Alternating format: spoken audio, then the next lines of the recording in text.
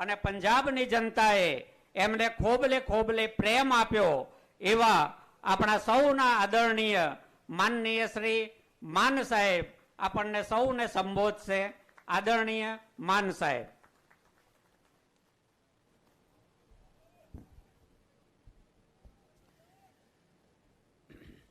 बहुत बहुत धन्यवाद.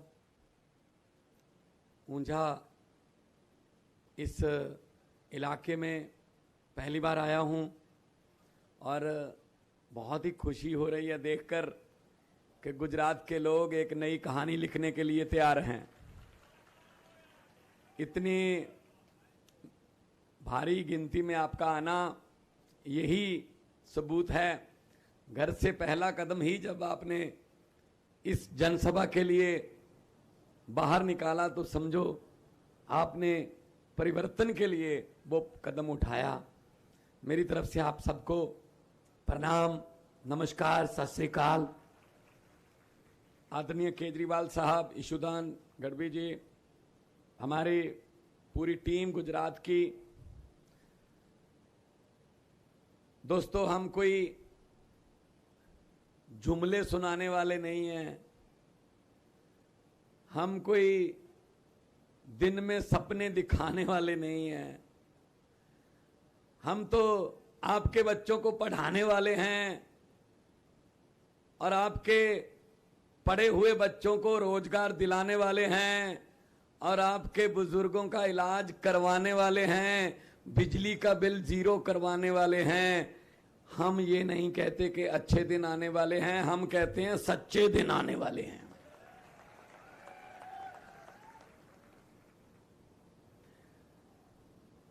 बहुत बड़ी संख्या में मां और बहनें आई हैं. आज बड़ी खुशी हुई.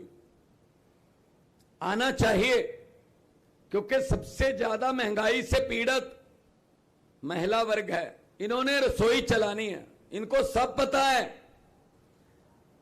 कि अब तो परांठे पर भी 18% टैक्स लग गया, दूध पर, दही पर, छाछ पर. कोई ऐसी चीज नहीं खाने वाली बची, कोई चीज नहीं बची जहां टैक्स ना हो. सिर्फ सांस लेना ही फ्री में है. शायद आने वाले दिनों में वो भी ना कर दें कि अमीरों के लिए कोटा सांस का इतना है, गरीबों के लिए इतना है, बस इतने सांस ले सकते हो वरना पैसे दो. आशा वर्कर आई हैं. पंजाब में भी भारी गिनती में आशा वर्कर बहनें हैं. कोई रहने का प्रबंध नहीं था, कोई ऑफिस नहीं था. सबसे ज्यादा काम ये करती हैं, घर घर जाती हैं लोगों के पास. तो हमने उनसे वादा किया था कि जब आम आदमी पार्टी की सरकार आ गई तो आशा वर्कर जो हैं उनको सम्मान दिया जाएगा, मान दिया जाएगा, इज्जत दी जाएगी और ऑफिस और काम करने का माहौल दिया जाएगा, जो 7 महीने में हमने दे दिया. अभी मुझे पता चला है कि 7 दिन पहले आशा वर्कर बहनें यहां आंदोलन कर रही थी, उनको पकड़ के जेल में डाल दिया. अरे नारी शक्ति को जेल में डालोगे तो खुद कहां जाओगे फिर. और उन्होंने कहा है, वो बोल के आई हैं, कोई बात नहीं जेल में डाल दो, दिसंबर के बाद हम सरकार पलट देंगे, आपको दिखाएंगे कि क्या होती है. यही चीज पंजाब में थी. दिल्ली में परिवर्तन की लहर उठी, काफिला बढ़ता गया, आंधी तूफान में बदल गई. तूफान पंजाब पहुंचा. पंजाब में बड़े बड़े दिग्गज जो कहते थे हम कभी हार नहीं सकते, वो 70 हजार मतों से हारे. और उनको हराने वाले कौन थे? आम लोगों के बेटे बेटियां. ये जनता है जी, ये पब्लिक है जी. इनको अंडर एस्टिमेट मत करो, इनको हल्के में मत लो, घमंड मत करो कि हमें जनता का पता चल गया, ये ऐसे बदल जाती है, ऐसे बदल जाती है. जनता कभी अपने पासवर्ड बताती नहीं है. अपने पास ही रखती है। जनता चुप रहे 5 साल, जनता अपने होठों को सीले 10 साल, जनता दिल पर पत्थर रख ले 15 साल, जनता बिल्कुल ही अपना मन मार के सब्र कर ले गुजरात की तरह 27 साल। लेकिन जब 27 साल बाद जनता जागती है ना, तो फिर 27 साल का हिसाब 27 मिनट में ले लेती है। भाई पब्लिक है, ये पब्लिक है, सब जानती है। कोई नेता लोगों से बड़ा नहीं हो सकता। जब अरविंद केजरीवाल जी पहली इलेक्शन लड़ रहे थे, नई नई पार्टी बनी थी, तो इन्होंने, अरविंद केजरीवाल जी ने स्वर्गीय शीला दीक्षित जी के खिलाफ कागज अपने नॉमिनेशन भर दिया। शायद आप में से भी बहुत होंगे जिन्होंने ये कहा होगा, अरे नहीं यहां से क्यों लड़ना था, कहीं और से लड़ लेते, एक आध सीट आ जाती, ये बड़े नेता हैं, ये हारते नहीं हैं। नई दिल्ली विधानसभा से कागज भर दिए। शीला दीक्षित जी अपना वोट करने के लिए बूथ पे आई। वोट वाले दिन बाहर निकलते ही मीडिया ने पूछा, अरविंद केजरीवाल का कोई असर तो नहीं पड़ेगा? तो उन्होंने क्या कहा, हु इज केजरीवाल? ये केजरीवाल कौन है? तीसरे दिन रिजल्ट आए, पूरी जिंदगी नहीं भूल पाई कि हु इज केजरीवाल। जनता है, ये याद करवा देती है सब कुछ, पब्लिक है। अभी मैं गुजरात घूम रहा हूं आजकल। हम खेड़ ब्रह्मा गए, जूनागढ़ गए, दाहोद गए, सुरेंद्र नगर गए, वडोदरा गए, अभी आपके पास आए हैं, दिशा जाएंगे। मेरे ख्याल में इतने नाम तो मेरे ख्याल में अमित शाह को भी नहीं पता, याद होंगे गुजरात के। हम जा रहे हैं जगह जगह, आदिवासियों के पास जा रहे हैं, हर समाज के पास जा रहे हैं। क्या कह रहे हैं जी, गुजरात को चेंज चाहिए। मैंने कहा चेंज कौन है फिर? कहते जी आम आदमी पार्टी। मैंने कहा कांग्रेस? कहते कांग्रेस चेंज नहीं है जी, वो तो एक्सचेंज है। बदल लो, 4 इसके काम हो रहे हैं इनसे ले लो, 5 उनके काम हो रहे हैं इधर से ले लो।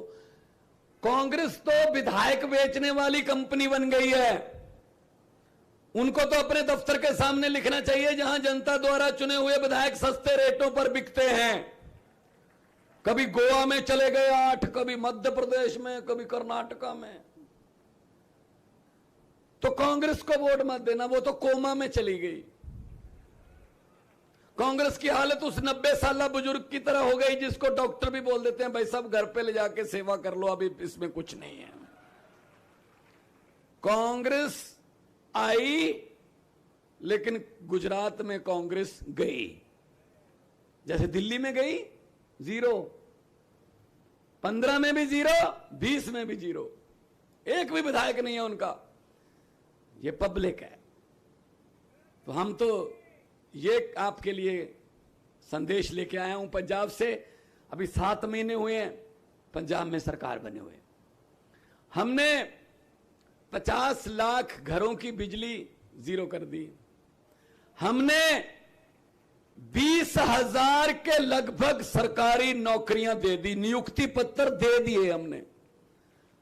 कल ही हमारे यहां 14, 15, 16 अक्टूबर को पंजाब पुलिस में भर्ती के पेपर हुए हैं।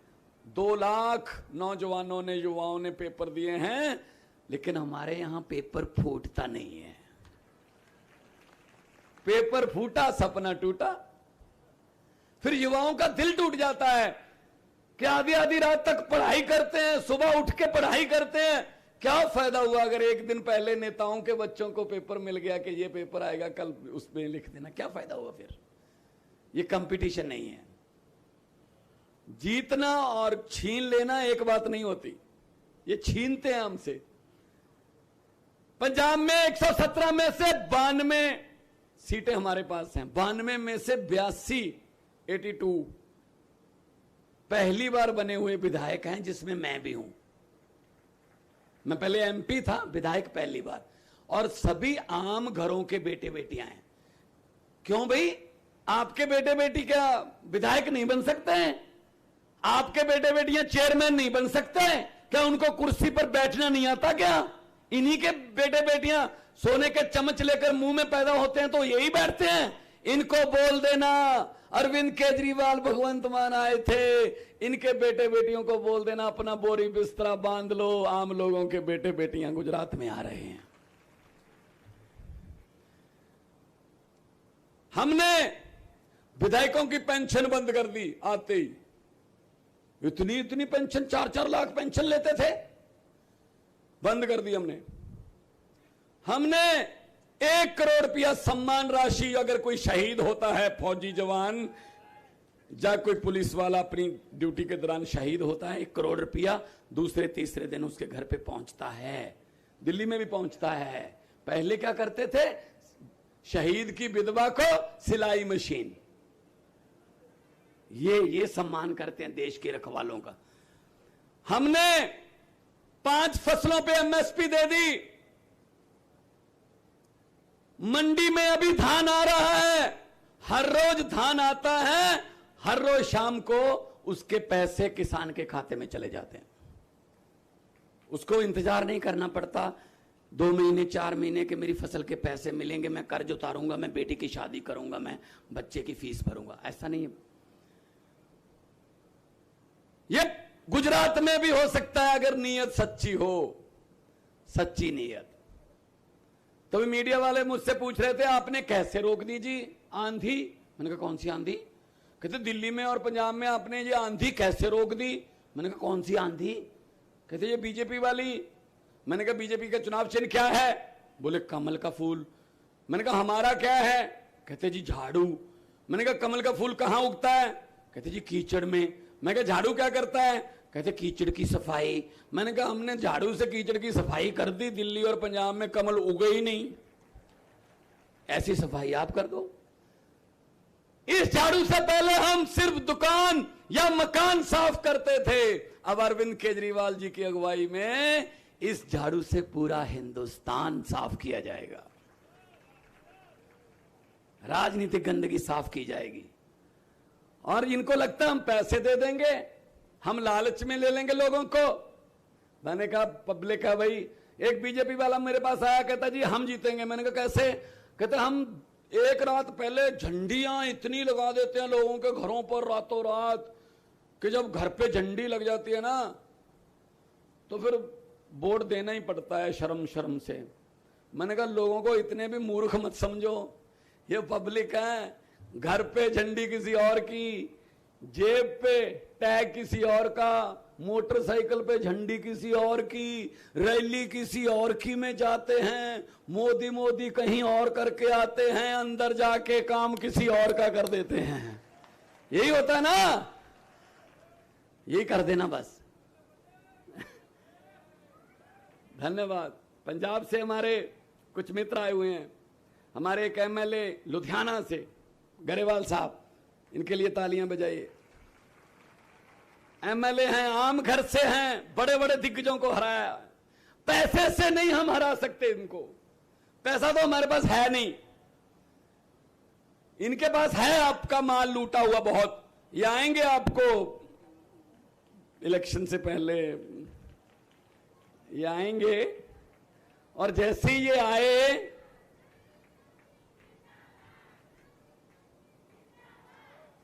जी बैठिए। बहुत ही धन्यवाद, बहुत ही धन्यवाद। ये असल में परिवर्तन है। तालियां एक बार जोरदार। बैठिए।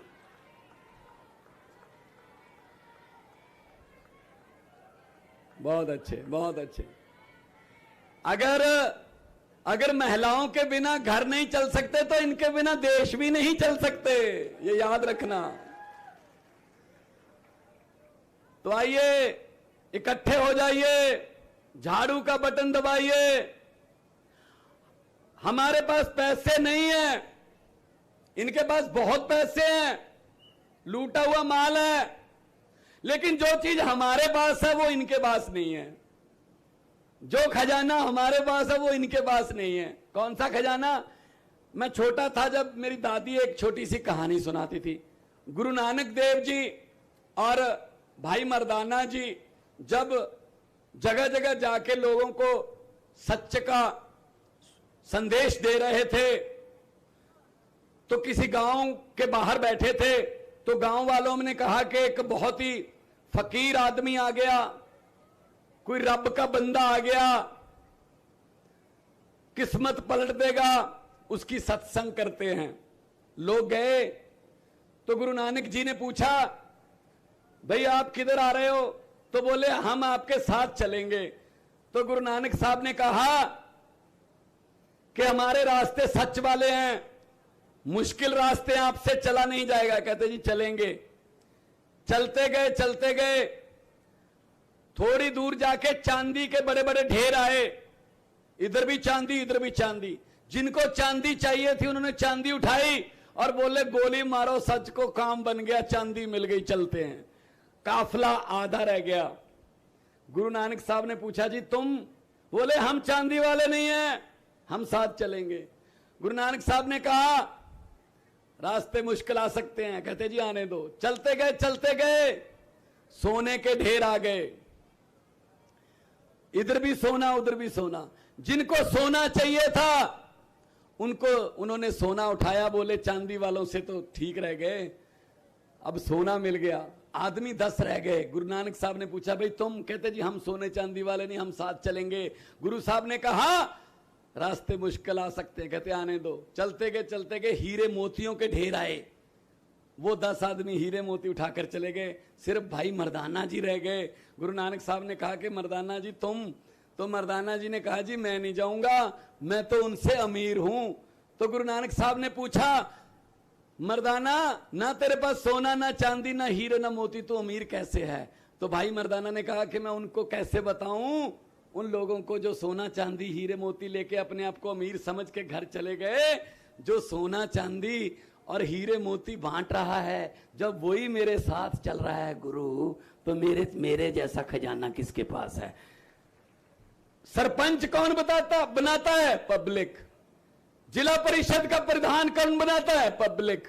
विधायक कौन बनाता है? पब्लिक। मंत्री कौन बनाता है? पब्लिक। मुख्यमंत्री कौन बनाता है? पब्लिक। प्रधानमंत्री कौन बनाता है? पब्लिक। जब पब्लिक ही हमारे साथ है तो हमारे जैसा खजाना और किसके पास है भाई? उनको पैसे पे दिहाड़ी पे लाने पड़ते हैं लोग अपनी रैलियों में। वो दाईं साइड जो बैठे होते हैं 40-50, उनका रेट भी तय हो चुका है 2 महीने का। उन्होंने यही करना होता है, हर 10 मिनट बाद मोदी मोदी बोलना होता है। भाई दिहाड़ी है उनकी, चलो रोजगार मिल रहा है किसी को। लेकिन हम नहीं कहते। हम तो ये कहते हैं कि आपके स्कूल अच्छे करेंगे, शिक्षा अच्छी कर देंगे। पंजाब में हमने 100 से ज्यादा मोहल्ला क्लिनिक खोल लिए, सिर्फ 100 दिन में 100, और वहां से 3 लाख से ज्यादा लोग अब तक दवाई लेके ठीक होके घर जा चुके हैं। अगर नीयत अच्छी हो, नीयत सच्ची हो, तो सब कुछ हो सकता है, सब कुछ हो सकता है। हुकूमत वो करते हैं जिनका दिलों पर राज होता है। हुकूमत वो करते हैं जिनका दिलों पर राज होता है। यूं कहने को तो मुर्गे के सर पे भी ताज होता है। तो हम तो आप जैसे हैं, ये हमसे नहीं डरते।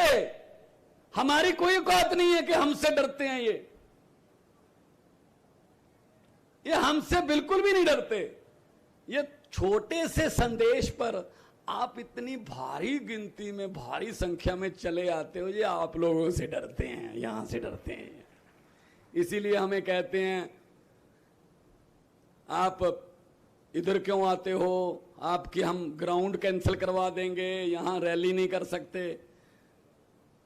मैंने तो पहली बार अब देखा कि गुजरात में मैंने सड़कों में गड्ढे देखे थे, लेकिन गड्ढों में सड़कें पहली बार देखी हैं गुजरात में। कोई सड़क चले जाओ 50 किलोमीटर है जी, 3 घंटे का रास्ता है। अब क्या करें भाई? तो ये हालत है 27 साल बाद। भाई साहब 27 साल हो गए, हाथ जोड़ के बेनती है अब तो बदल लो। हर साल पेड़ भी अपने पत्ते बदल लेता है, अब तो बदल लो। पेड़ों को भी खुशी होगी, नया सूरज आया, नई हवा आई, ईमानदारी की ठंडी हवा आई, चलो कुछ तो बदला। बदलाव, परिवर्तन। तो हम आपको ये कहने आए हैं, सर्वे वर्वे आ गए हैं काफी और सरकार बन रही है तुम्हारी।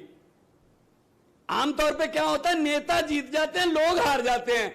हम उल्टा करने आए हैं, हम आपको जिताने आए हैं, आपको, आपके बेटे बेटियों को। गुजरात जीतेगा, बड़े बड़े नेता हारेंगे। पंजाब में हारे हैं, बड़े बड़े मुख्यमंत्री हार गए पंजाब में,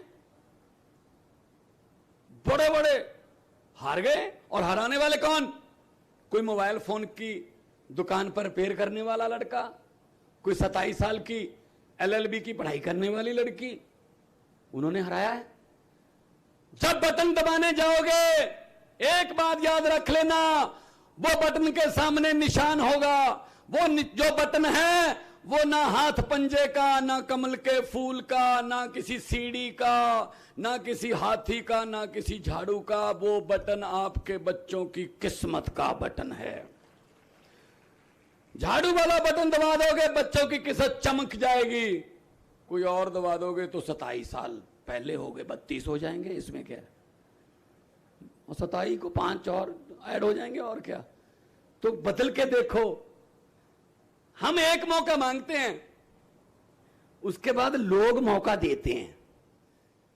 अरविंद केजरीवाल एक वाहिद इकलौता इंसान है राजनीति में जो 1.5 महीना पहले दिल्ली में यह बोल सकता है, इतना जिगरा चाहिए उसके लिए, यह बोल सकता है कि मैं दिल्ली वासियों को विनती करता हूं, अगर मेरे 5 साल के काम अच्छे लगे तो वोट दे देना, वरना वोट मत देना प्लीज।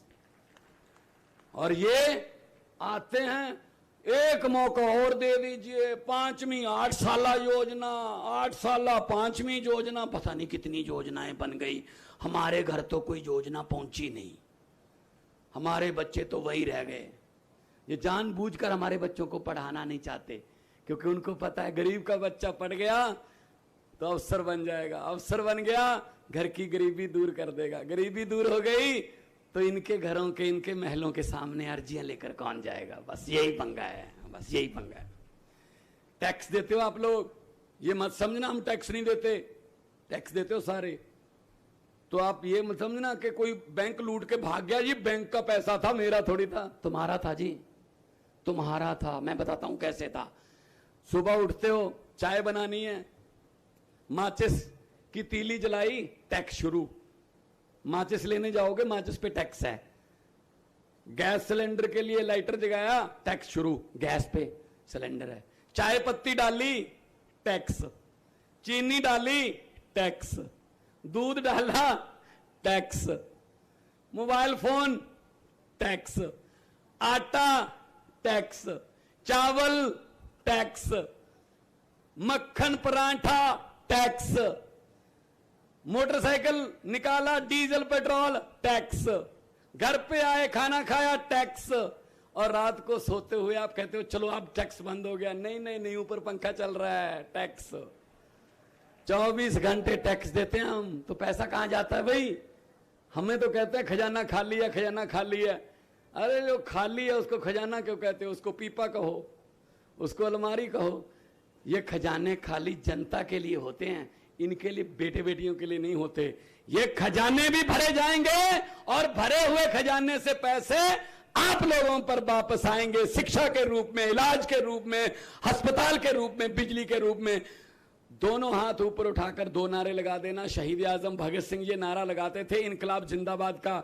उनकी आत्मा को सुकून मिल जाएगा। चलो हैं कुछ लोग अभी जिन्होंने इनकलाब का दिया बुझने नहीं दिया, और इस दिए में हमें अगर तेल की जगह खून भी डालना पड़े तो डाल देंगे, लेकिन ये इनकलाब का दिया हम बुझने नहीं देंगे। दोनों हाथ ऊपर उठा के इनकलाब।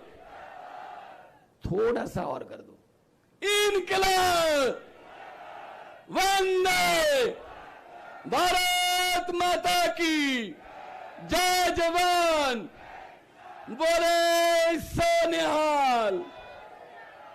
बहुत बहुत धन्यवाद, आपने इतना प्यार सत्कार से मुझे सुना। तंदुरुस्त रहिए, तरक्कियां करिए, बहुत बहुत मेहरबानी।